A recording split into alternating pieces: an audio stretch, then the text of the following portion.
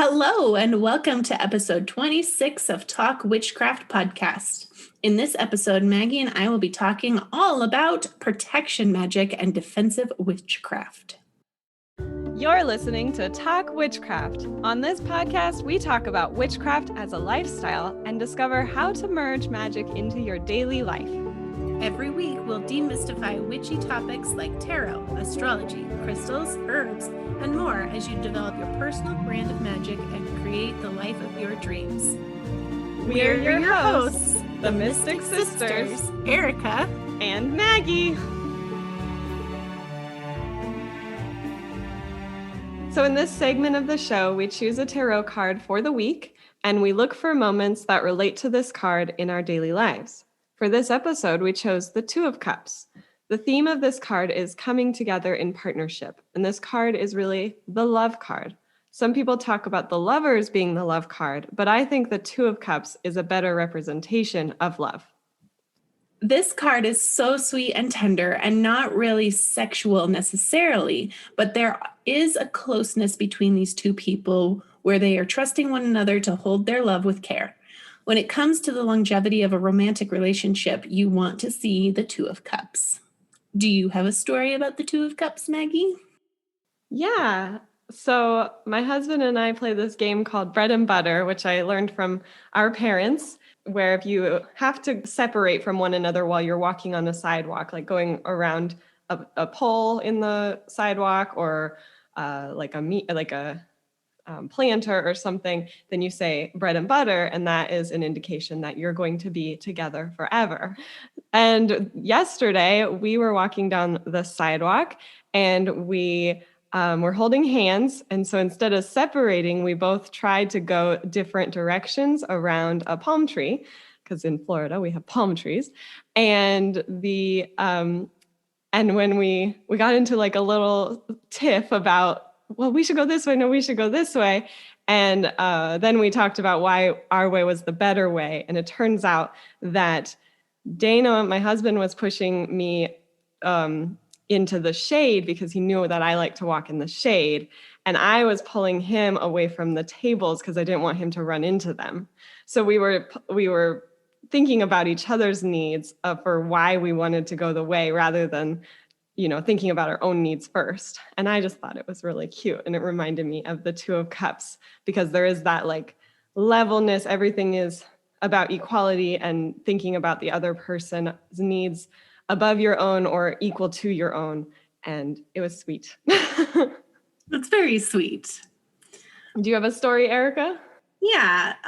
So I live with two other people, and we are in a polyamorous relationship, and we call it our polycule, like a molecule, because we're gonna all come together, and our little hinges that we make with one another kind of looks like the scientific drawings of molecules.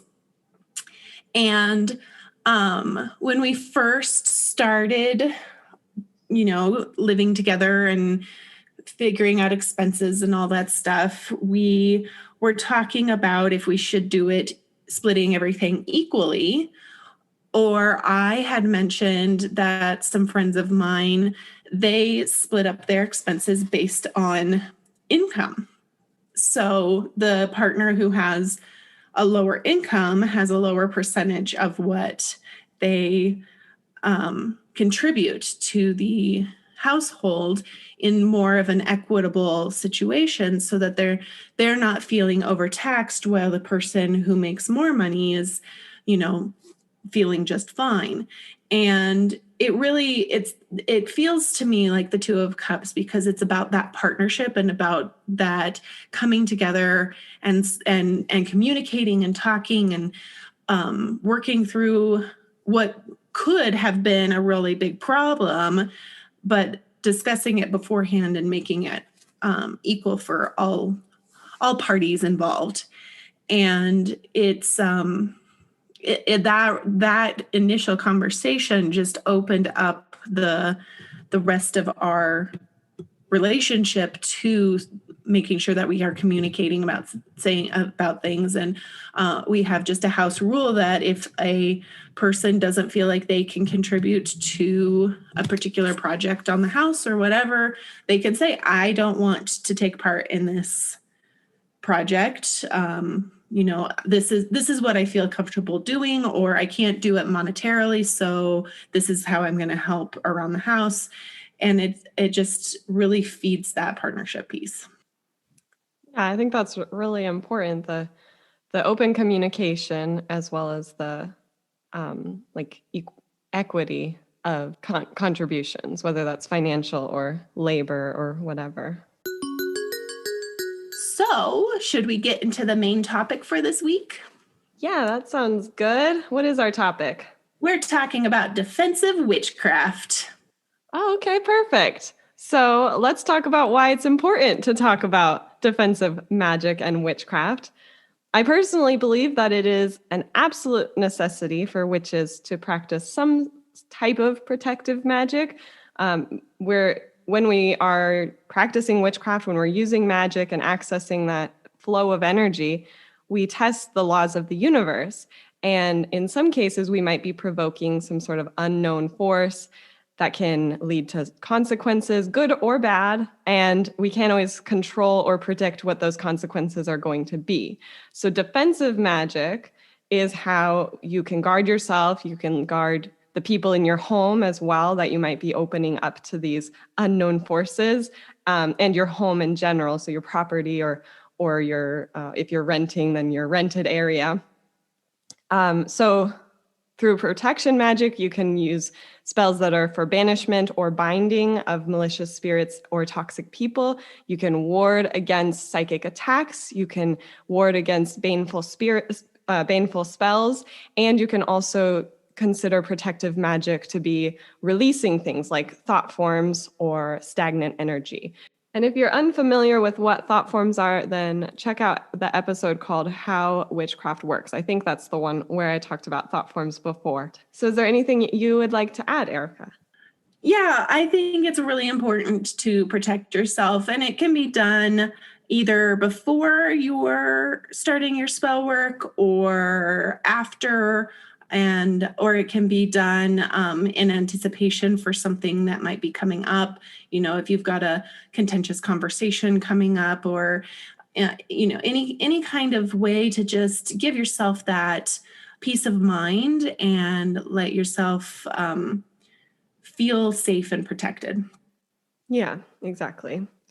Because that's kind of what it's about, is it gives you that peace of mind and helps you to feel that you're protected just by doing the actions of protecting yourself.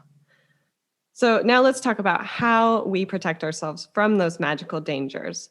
And if you ask me, the most effective thing to do is to actually integrate preventative measures into the practice rather than what might be more protective that we'll talk about later. And to me, this means creating a sacred space. So can you tell us what a sacred space is, Erica? Sure. A sacred space is a designated area that is distinct from your daily life. So it's separate from your work, from relationships, from your errands. It's anything that is a place of calm and centering. You can invite sacredness into any area of your life, but I also think that it's important to create a space that's free from any external aspects. Yeah, exactly. Like a sacred space is somewhere special. And like you said, it invites, or it's a place where you can feel more centered. You can ground yourself. It encourages being more quiet. It encourages reflection, internal thinking. And so it's just a place you can go to be with yourself and to receive any sort of intuitive messages. And there are 3 important things to consider when creating a sacred space for yourself. Can you tell us the first thing, Maggie?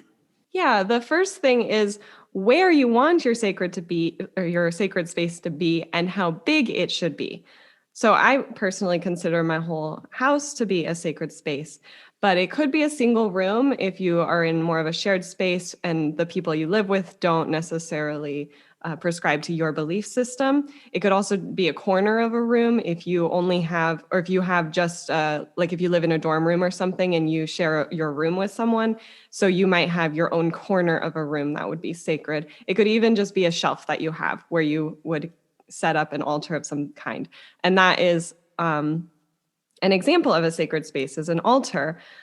I have a variety of altars around my home as well. And one of my favorite is actually our marriage altar, where we keep our wedding memory box that our dad, Erica and my dad, and our grandmother made for us. And Erica actually made us a blessing jar, my husband and I, and she presented that to us at our wedding. So I keep those kinds of things on our marriage altar. So that altar for us is a reminder of the sacredness of our marriage, and we can see that daily. So do you have any sort of sacred space, Erica, that you keep? Yeah. And before I talk about my sacred space, I just wanted to comment. I was thinking about when you were talking about the dorm room, not all of us may be out of the broom closet, so it would be hard to set up any sort of altar in a dorm room. Or, I just think back to my dorm life, and I lived with a really conservative Christian, and having an altar in our dorm would have made her sacred space uncomfortable. And so it doesn't have to be this ornate, elaborate altar with goddess statues and candles, but just having a candle or a incense thing. What are those called? Or a incense burner, those that can kind of visually make it your sacred space, but might not be so overt. And then save the really ornate things for when you have your own home, which is a really exciting thing to do, which brings me to my sacred space. I just moved into my house in November, and it was really exciting for me to be able to carve out a spot for my altar that wasn't, in the corner or pushed to the side or, just in a convenient spot. It was a place that I could really set up and, make it as big and grandiose as I wanted. And it has all of my different altar cloths on it, and it has all of my witchcraft materials in it. And so it's this contained space that it was really special to me.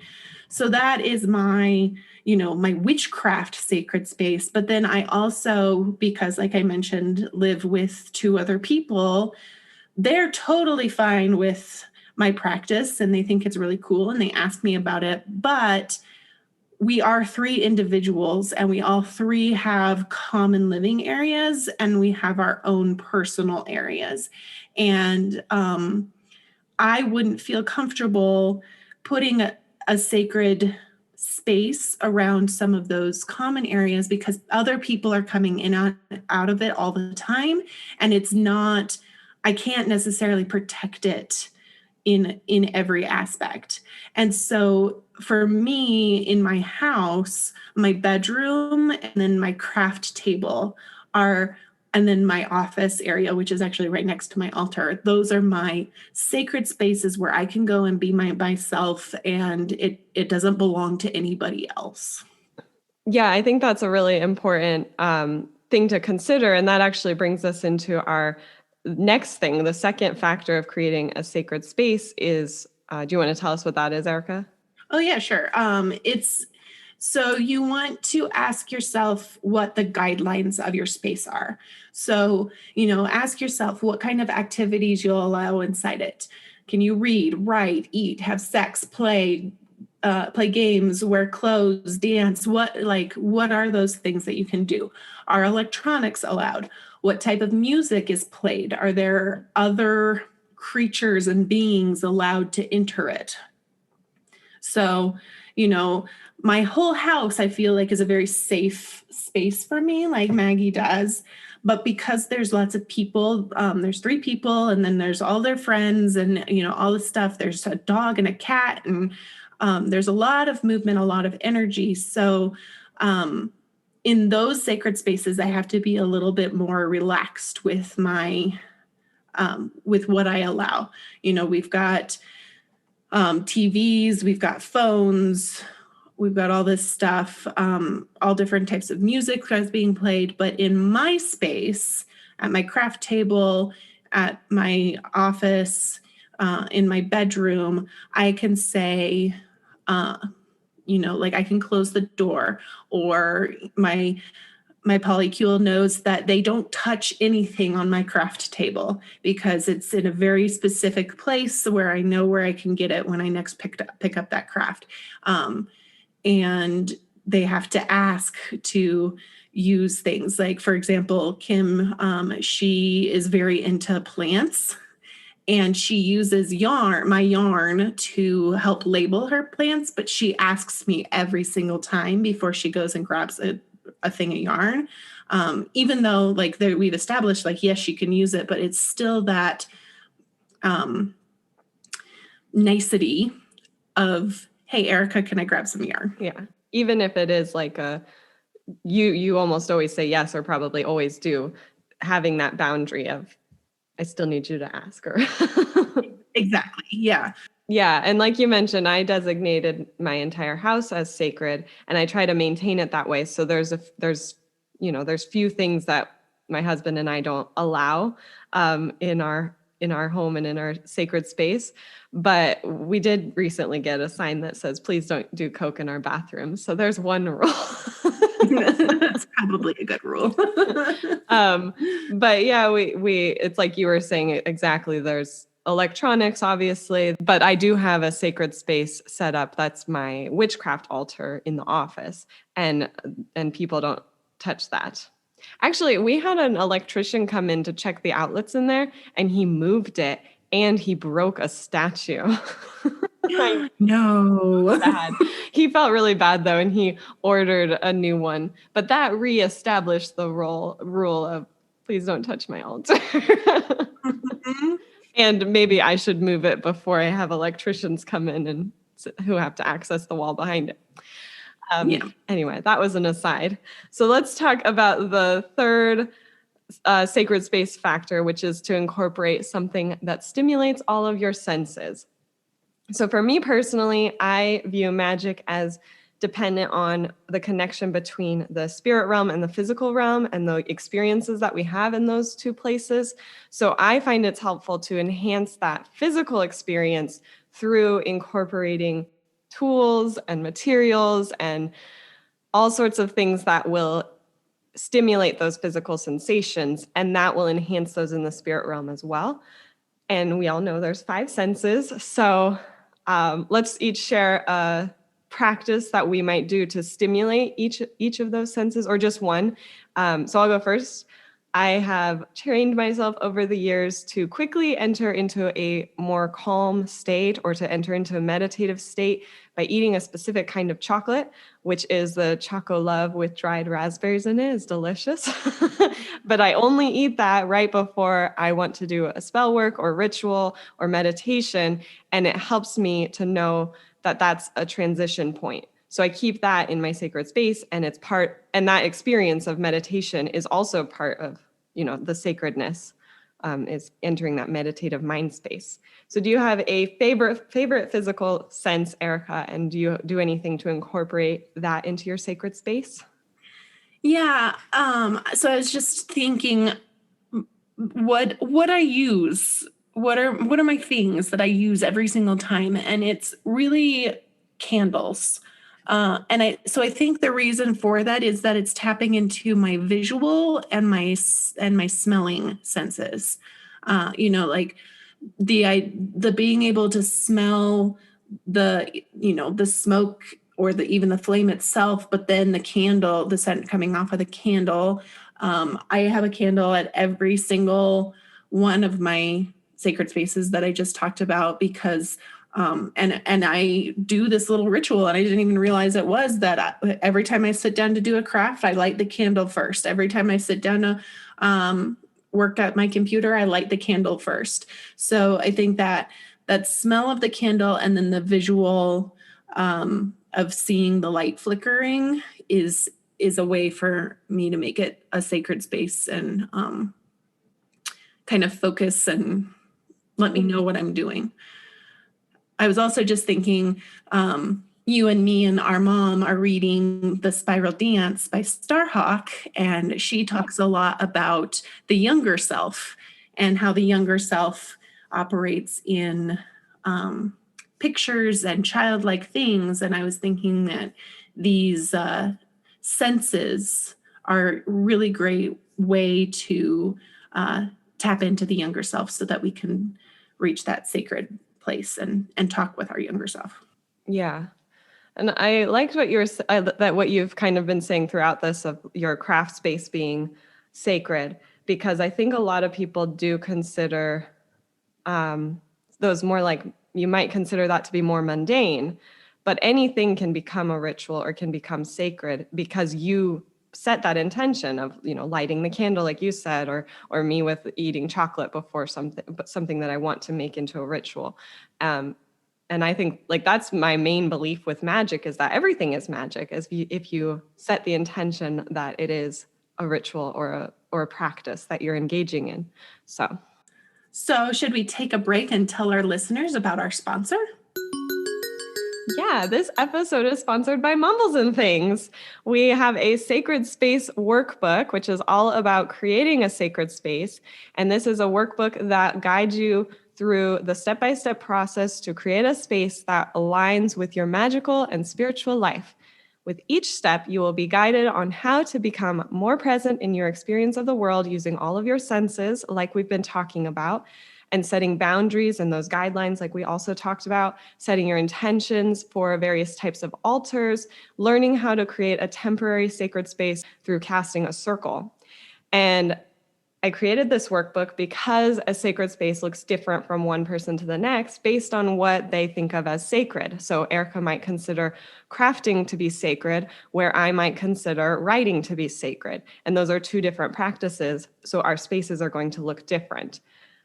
So if you're interested in this workbook, you can download it from mumblesandthings.com. It's in the drop-down menu under magical workbooks. You can also check the show notes at mumblesandthings.com/blog/026. So now let's get back to your regularly scheduled episode. Maggie, I find that another important part of preventing magical dangers is to regularly practice energy cleansing. I totally agree, Erica. Can you tell us what cleansing is? Yeah, cleansing is the act of removing unwanted energies from a person, place, or object. It removes the bond that holds that energy in place and allows it to become neutral.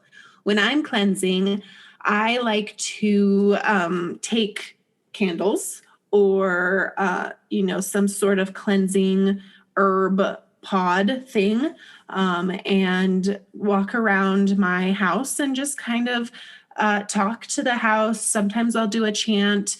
When we first moved into this house, I wanted to get rid of the energy of the previous owner. So, we opened up all the doors and all the windows, and I walked to each threshold and kind of ushered the energy out and encouraged it that, it was time to find a new place to be, and just kind of made it our own space and with our own energy. How do you cleanse, Maggie? Mostly I light incense. Pretty much daily I have incense burning. But I find that my favorite way to cleanse energy is to play music that makes me feel the way that I want the space to feel, and to sing and music that makes me want to sing along so that I know the words to, and music that's really like upbeat usually so I can dance, because I feel like that really gets the energy moving because I'm moving. And part of this is also because I think a really important stage of cleansing that a lot of people might forget is to fill that neutral space that Erica mentioned, that the cleansing removes the bonds of the energy and makes it into more neutral. That neutral space is going to fill with something. And so, Erica, you were talking about wanting to make the space your own by putting your own energy in after removing the previous owners. And so for me, I can do that with the music as well by how I want the space to feel. I play that music, I'm dancing, I want to feel like energized and motivated in most areas in my home. So that's kind of my favorite way to cleanse, is to dance and sing and jump around and stuff. So that's fun. All right. So before we continue on how to protect yourself from various magical dangers, let's talk about the herb of the week. This episode is brought to you by catnip. So, Erica, can you tell us about the medicinal properties of catnip? Yeah. So while catnip might send cats into a frenzy, it's actually very calming for children and adults alike. So the Latin name for catnip is Nepeta cataria, and which I just love because it's got pet and cat in it, and so it's just a great name. It is also part of the mint family. We talked last episode about lemon balm, and so we're just on a mint kick this season.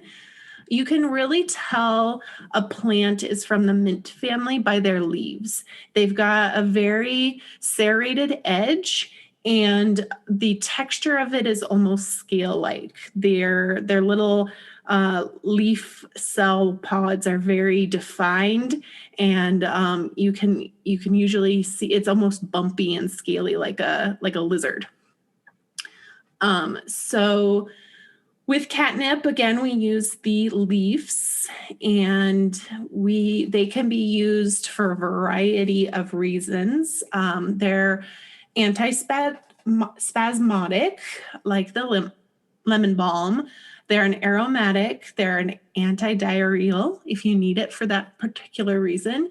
It's an astringent, so you can use it to on your face for toning. It's digestive, so a lot of people will have a catnip tea before they eat dinner so that they can help stimulate their digestive system. It's a menagogue, which is for the uterus owners, helps with natural menstrual flows. It's a nervine and a sedative, and it can help with stomach aches. So a lot of people use it for upset stomachs, for any kind of trouble sleeping and stress relief. It's good for colds and flus. It's an excellent herb for children. We always have to pay attention for our young friends that we're not giving them harmful plants. So there's a lot of plants that we can consume as adults that are not good for children, but catnip and mint, any kind of mint is going to be great for kids. Well, that's good because of when we used to make our mint tea and as kids. Which was really just muddled mint in dirty hose water. And like a ton of sugar. But yeah, so it's good for teething, it's good for colic, it's good for any kind of fussiness. So really great for children. And then we can also use it for anxiety and headaches. Usually it's prepared in a tea, or you can also make it in a tincture, which is best for those babies when they're needing it for colic, that you can just rub the tincture on their teeth for the teething and general crankiness. What are the magical properties of catnip, Maggie?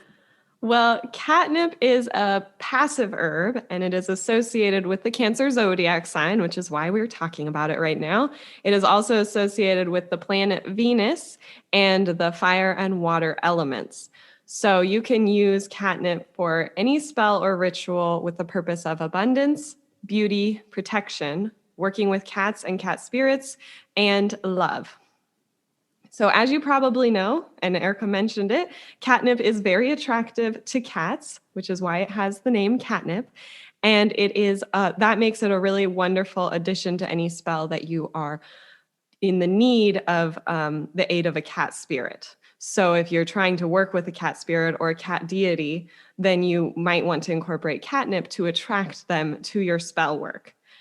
Additionally, it can be used to attract whatever you desire. So for that same reason that it's attracted to cats, it's attractive to your desires, like a cat to the nip. So it's thought that catnip mimics cat pheromones, which is why it is a common ingredient in love spells. It's especially And that's also because of the association with Venus, the use in love spells. So if you pair it with another Venus herb like roses or something like that, then that would be a good pairing for a love spell. Cats are associated with protection and particularly detecting danger. If you think about like the cat whiskers, they're very sensitive to changes in their environment.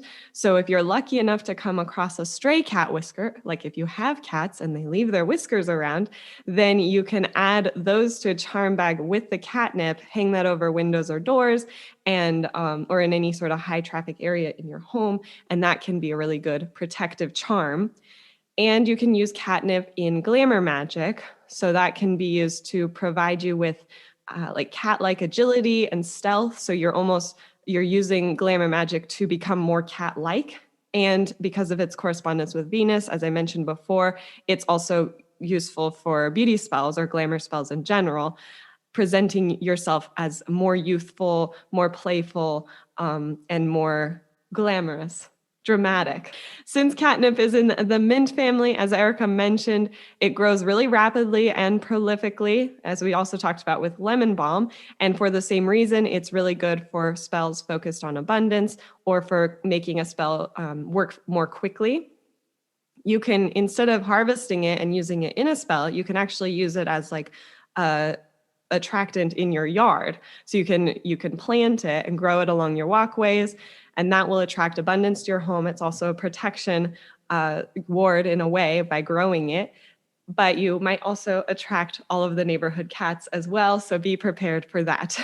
So let's get back to our main topic of protection magic. So far, we've discussed preventative defensive magic. So let's look at defensive magic that protects. So we were going to look at 3 types of protective spells. Maggie, can you tell us the difference between binding, banishing, and warding? Sure. So warding is what you do to prevent harm from reaching you. So if a baneful spirit or another witch or a person who has a malicious intent towards you, a ward can prevent any of that harm from actually meeting its target, which would be you or your home or your loved ones. Banishing is how you reflect or release the harm after it's already gotten to you. So if you feel like you've been cursed or hexed or anything like that, or if you have created thought forms in your mind that are limiting you, those things can be banished. And then binding is what prevents harm from being directed to you in the first place. So you can bind a politician from, doing something that would negatively impact your community, or you can bind a spirit from haunting your home, or you can bind an abusive person from coming near you or from harming anyone else. So do you have any examples of wards or binds or banishment spells that you've done, Erica? Yeah, this was actually the most powerful magic I've ever done, and it's still going, which is great. So I had a pretty toxic person in my life about 3 or 4 years ago, and everything that was coming at me from her was causing anxiety, causing stress, worry. She was threatening lawsuits. It was just she's just not a good person. And so what I did was I found a ritual that was for binding, and basically I carved her name on a candle. I burned the candle all the way down, saving the wax. And then I put the wax in a little glass bottle, and I bound it with a piece of black thread and then sealed the top. And then I went to a place away from my house because I didn't want any of that energy there, and I just buried it. And it was out of the way, so I don't go by it very often. And that energy, I just took it away. And all of a sudden, the emails stopped, the phone calls stopped. There was no more contact from her. And at first I didn't really think about it being related to it was a binding, banishing spell. But then as the other things kept popping up where I would hear about her and think, oh gosh, now I'm going to have to deal with her again. But then I never would. And then just recently I had another encounter where a new friend had been talking with this person about me. And I was like, oh man, this is a moment that, the toxic person could completely throw me under the bus. She could do, say all kinds of terrible things about me. But either the new friend didn't care or the toxic person was, an adult human for once, or my binding spell worked and she was unable to throw me under the bus.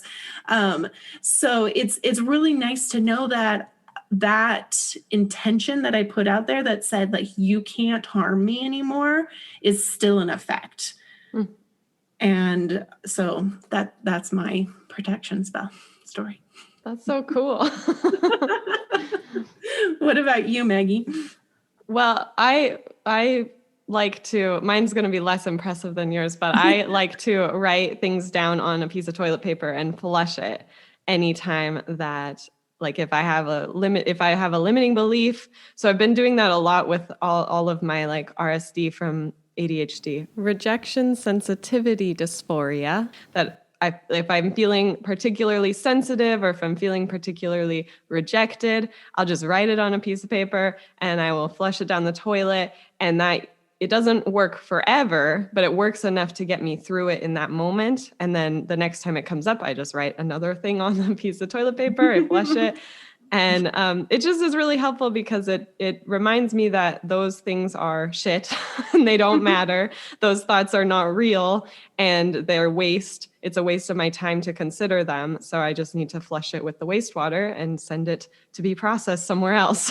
And so that's been really helpful for just getting me through those really sensitive feelings. And it's really easy. It's not too ritual. It's just like you go into the bathroom, you flush your toilet paper. And it's effective. So very, very symbolic. Exactly. And then one other thing that I have set up as a ward, and Erica, do you remember those little figurines I had as a kid? Or we had them. They're technically mine because I got them for my birthday, but I shared them very well. They were those like Africa safari animals. Yes, I remember that. Well, I took some of them from mom and dad's house, and I have them above like different windows and door frames in the house. And I just think of them as watchtowers. So they're looking out for me and making sure that no harm is coming in, preventing it. And like if anyone comes to our house with a bad attitude, they'd leave it at the door because the little lion cub isn't going to let them in. Yeah. So they have a bad attitude. So I have those little figurines, and then I have some that came out of like Kinder eggs and funny things like that, like a Gumby. So yeah, my little watchtowers. That's fun.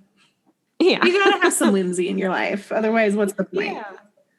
And they just look like we have a little, statues and figurines around. Yeah. Nobody knows what they are. Well, now they will. Yeah.